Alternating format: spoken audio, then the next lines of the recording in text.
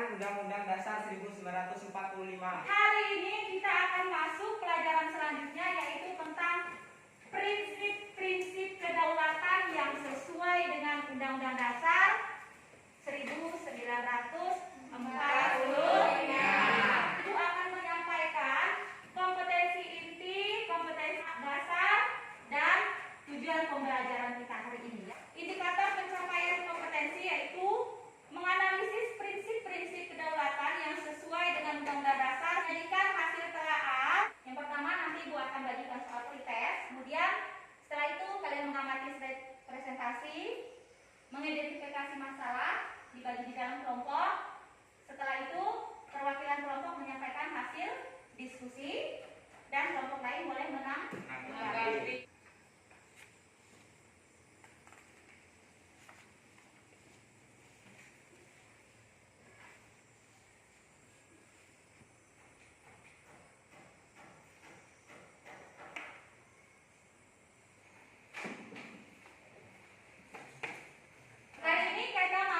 Dalam prinsip-prinsip kedaulatan yang sesuai dengan Undang-Undang Dasar Negara Republik Indonesia tahun 1945. Sekarang silakan kalian amati gambar yang ada di depan. Oh, ada sidang. Terus ada presiden dan wakil presiden.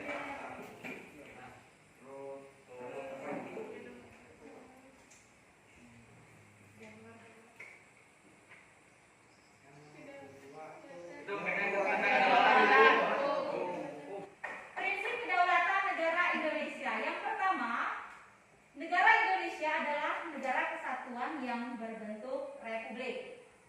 Yang kedua, kedaulatan berada di tangan rakyat dan dilaksanakan menurut Undang-Undang Dasar.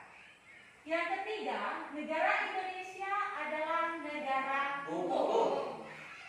Keempat, presiden tidak dapat membekukan dan atau membubarkan Dewan Perwakilan Rakyat. Yang kelima, menteri-menteri diangkat dan diberhentikan oleh presiden. Ya. Yang keenam, MPR hanya memberhentikan atau hanya dapat memberhentikan presiden dan atau wakil presiden dalam masa jabatannya menurut Undang-Undang Dasar 1945. Sekarang Ibu tugaskan kalian untuk membaca buku.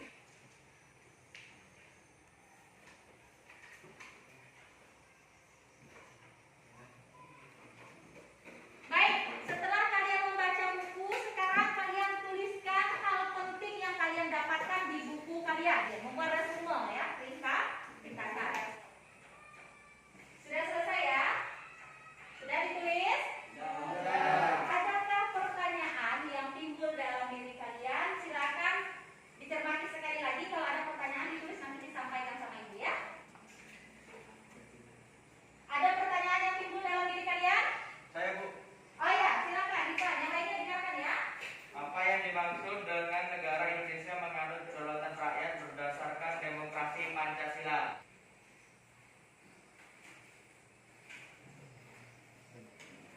Dalam slide dikatakan bahwa Indonesia adalah negara hukum. Apa saja prinsip kedaulatan hukum dan apa contoh penegakan hukum di Indonesia? Ada lagi yang mau bertanya? Tidak. Pertanyaan ini akan menjadi pertanyaan di dalam kalian berdiskusi kelompok. Silakan kalian duduk di kelompok masing-masing. Ini Ibu bagikan LKPD. Kelompok 1 dan kelompok 2 itu menjawab pertanyaan nomor 1. Kelompok 3 dan kelompok 4 menjawab pertanyaan nomor 2. Hasil diskusi kalian kreasikan ke dalam bentuk mapping map lah biasa kalian sebutkan gitu ya, atau boleh juga ke dalam sebuah poster. Ya, silakan berdiskusi.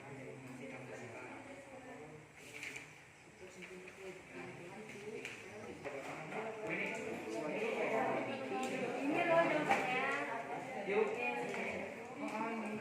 Tahu itu ah.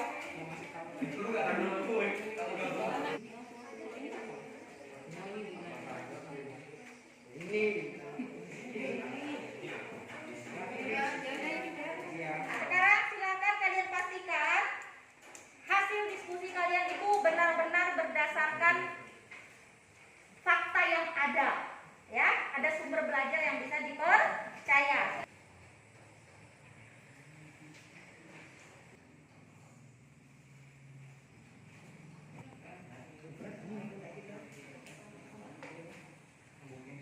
Sudah selesai belum? Negara Indonesia adalah negara yang berbentuk republik, kedaulatan di tangan rakyat. Negara Indonesia adalah negara berdasarkan demokrasi Pancasila. Prinsip utama demokrasi Pancasila yaitu pengambilan keputusan melalui musyawarah. Keputusan mengutamakan kepentingan seluruh rakyat, masyarakat, bangsa, dan negara. Contoh di sekolah memilih ketua OSIS. Pemilu merupakan perwujudan dari kedaulatan rakyat yang demokrasi. Asas pemilu langsung, umum, bebas, rahasia, jujur, adil. Apakah ada dari kalian yang ingin bertanya atau menanggapi? Saya sependapat dengan hasil diskusi kelompok 1 dan 2 bahwa pelaksanaan demokrasi Pancasila selain dapat dilaksanakan di lingkungan sekolah dan di lingkungan masyarakat, dapat juga dilaksanakan di lingkungan keluarga, Bu. Misalnya, dalam keluarga melaksanakan musyawarah tentang pembagian tugas dalam keluarga.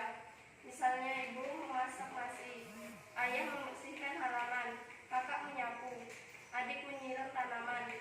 Pembagian tugas tersebut sebelumnya dimusyawarahkan dalam keluarga. Betul bahwa negara Indonesia menganut kedaulatan rakyat berdasarkan demokrasi. Salah satu contoh pelaksanaan demokrasi itu adalah musyawarah, pemilu. Itu merupakan salah satu contoh pelaksanaan Demokrasi. Apa saja prinsip hukum dan apa contoh penegakan hukum di Indonesia? Prinsip kedaulatan hukum, pengakuan dan perlindungan hak asasi manusia, peradilan yang bebas dan tidak memihak, jaminan kepastian hukum. Contohnya, adanya mekanisme pemilu, supremasi hukum, pelaksanaan peradilan terhadap pelanggaran hukum, penegakan hak asasi manusia. Prinsip kedaulatan hukum. 1. Pengakuan dan perlindungan hak asasi manusia. 2. Peradilan yang bebas dan tidak memihak. 3. Jaminan kepastian hukum. Contoh penegakan hak asasi manusia. 1. Menjunjung tinggi nilai kemanusiaan. 2. Menghargai pendapat orang lain. Contoh penegakan hukum. 1. Aparat kepolisian mengamankan tersangka pencurian.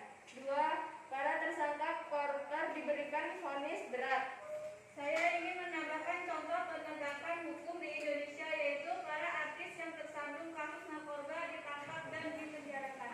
Ada tadi contohnya tersangka pencurian diamankan oleh aparat kepolisian, para koruptor yang dipidanakan, kemudian tadi artis yang terlibat narkoba pun mendapatkan hukuman. Itu merupakan contoh penegakan hukum di Indonesia. Apakah ada lagi yang mau bertanya? Jika sudah tidak, silakan kalian duduk kembali ke tempat duduk masing-masing. Ibu akan kembali memberikan soal ya berkaitan dengan prinsip kedaulatan untuk mengetahui sejauh mana pemahaman kalian tentang materi hari ini ya. Sudah selesai? Sudah.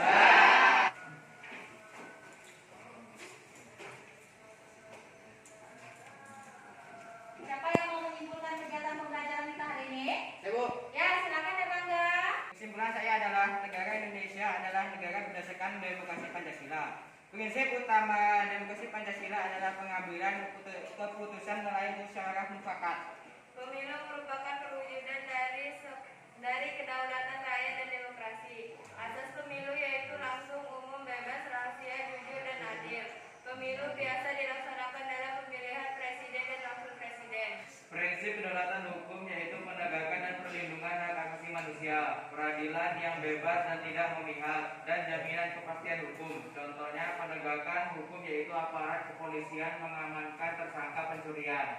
Indonesia adalah negara kesatuan yang berbentuk republik. Kemudian Indonesia itu berdasarkan demokrasi Pancasila.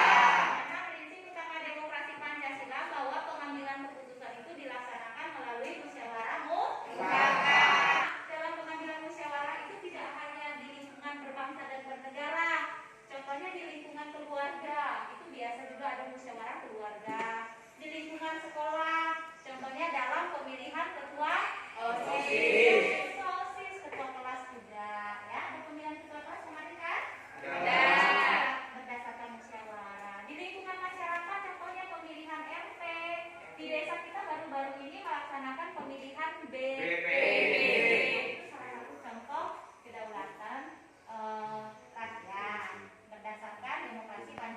Pelajaran selanjutnya kita akan mempelajari tentang pelaksanaan prinsip-prinsip kedaulatan. Silakan kalian refleksi diri kalian, tulis di kertas selembar.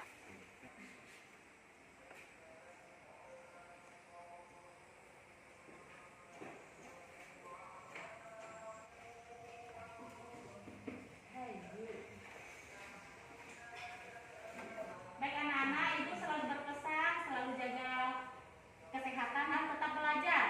Ya, di masa pandemi ini selalu gunakan masker, perhatikan protokol